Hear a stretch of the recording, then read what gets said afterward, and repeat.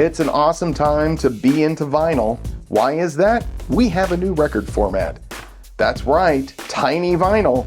This is what's next.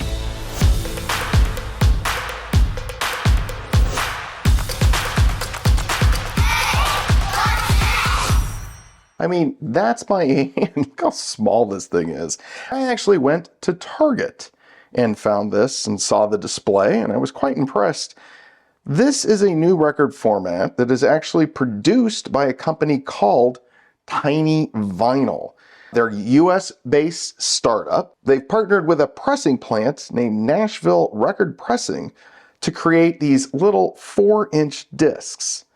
And so that's what we're going to take a quick look at today. I thought, you know, 1, the packaging, 2, how does the sound quality match those of like bigger records, and 3, is it worth the price? So before we get into any of those other things, let's take a look at different sized records. It is the holiday season, so I am getting out the Christmas albums. This is the Charlie Brown Christmas Vince Guaraldi Trio, and this is a 12-inch picture disc, so that gives you an idea of what the size of that is. Now, there are also 10-inch discs. I picked this up at Half Price Books, and this gives you an idea of the size of a 10-inch disc, but we're not done.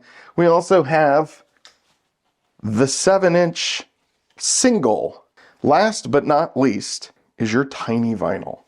So that is just tiny. This is not great for automatic turntables or semi-automatic turntables or turntables that when you get to the run out groove, it just stops playing.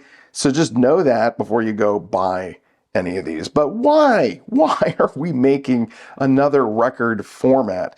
Well, according to the website, it's ecologically friendly. I really don't think that's the main reason. Yes, it is smaller, and obviously, what I've heard, the sound quality is much better than, let's say, those 3-inch Bondi discs that was out of Japan. The other thing is, they're primarily a collector's item. Now, my wife was not that interested in this until I showed it to her, and the first words out of her mouth was, "That is so cute." So I get the collectability of this. So what we're going to do is we're going to open this up. What does one of these tiny vinyls get you? Obviously, you only do get 2 songs. So that is similar to what, you know, the 45 RPM singles used to be. 4 minutes per side is the max. That is all that you can do with this disc. So that's enough talking. Let's go ahead and get this open. I really had to zoom in the camera there. You can see this sticker here only and that's the Target logo. So this is an exclusive to Target stores, at least currently. And just like most records, it is in a cellophane wrapping, and they really want you to know that this is only from Target. You can see here that Tiny Vinyl logo, and this is a 33 RPM record. So we're going to go ahead and we're going to get this open. Be careful not to cut the record itself or the packaging. I don't want to do that. All right. So if we open this up, this is what the inside is, and we have a lot of text. Now, some might have images of the artist, probably even either recording the song or whatever, but it could be whatever. And here it's just liner notes in regards to the song itself, or the album itself. On the inside, we have a paper sleeve, just like an actual record. Here we have Charlie Brown hanging his ornament on that tree, and then here is a scene from them singing at the end of the cartoon. But I think what we really want to know is, what does this record look like? And lo and behold, it is a colored vinyl, and it is super, super tiny. You can see it is in stereo. It is on the Fantasy label, and we have 33 1/3 RPM. And if we flip this over, there is the other label for side A, stereo again. So that's cool.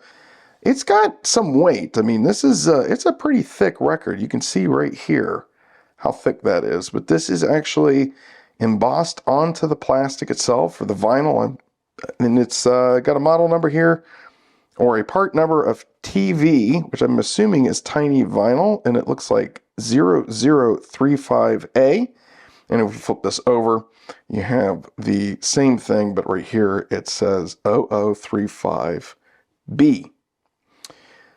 All right, that is enough talking. How about we try to get this playing and see how good this thing sounds? We have the entire stereo system up, and this is actually my second time trying to do a test. Why?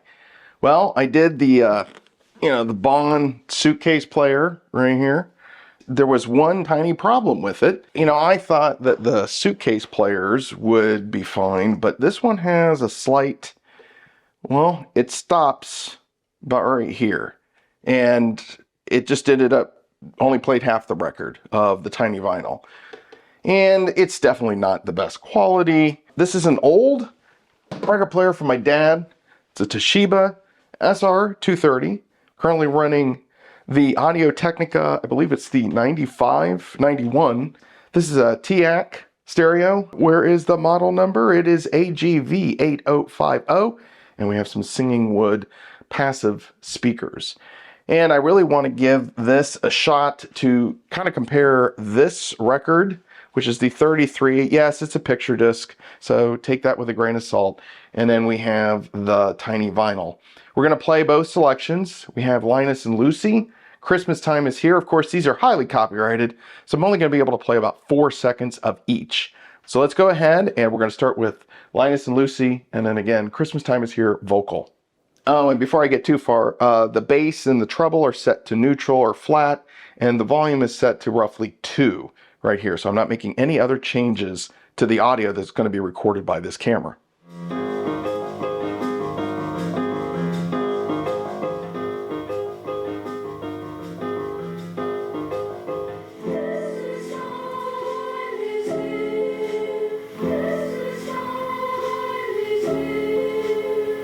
So what did you think? I will say that the tiny vinyl record is a little quieter.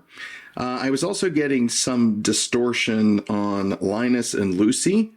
Here's another problem, getting these things out. You better have fingernails. Overall, quality of this is definitely not on par of the 33, but it is decent. Are you going to buy this just for the music? No.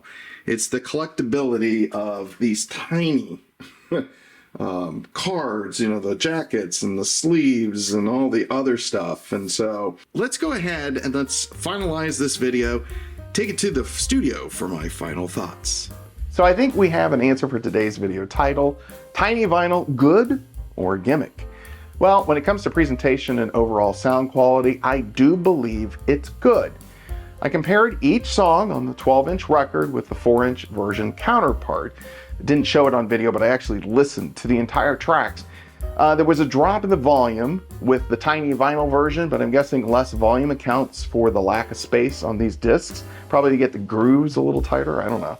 The stereo separation was good, and the overall quality, while not perfect, it was close to the 12-inch version. But in my opinion, I don't think you buy these for just the recordings. I really think this is aimed at those die-hard collectors who don't play vinyl, but collect the record because of the artist or genre. According to a Luminate study from 2023, 50% of record buyers don't own a record player. So it's safe to assume they just like collecting records, and that's fine. As that's the case, I can see tiny vinyl being a hit with this crowd. As far as the price, personally, I feel $15 for a 2-track record is a bit much, especially when you compare it with the 12-inch album counterpart. For example, the full-size album of A Charlie Brown Christmas at Barnes & Noble is $24.99. This includes the 2 songs that are on this record, plus an additional 9 songs. In my opinion, you want to get a better bang for your buck, go with the 12-inch vinyl. But for collectors, and maybe even the curiosity seekers, this is a great addition or an alternative. As I like to say, you do you. Well, that's a wrap for today. If you found this episode helpful, can you take a moment to click the thumbs up icon? And don't forget to click that subscribe button. To watch another episode, you can click either here or here. And until next time, I'll see you again for another episode of Hey, What's Next?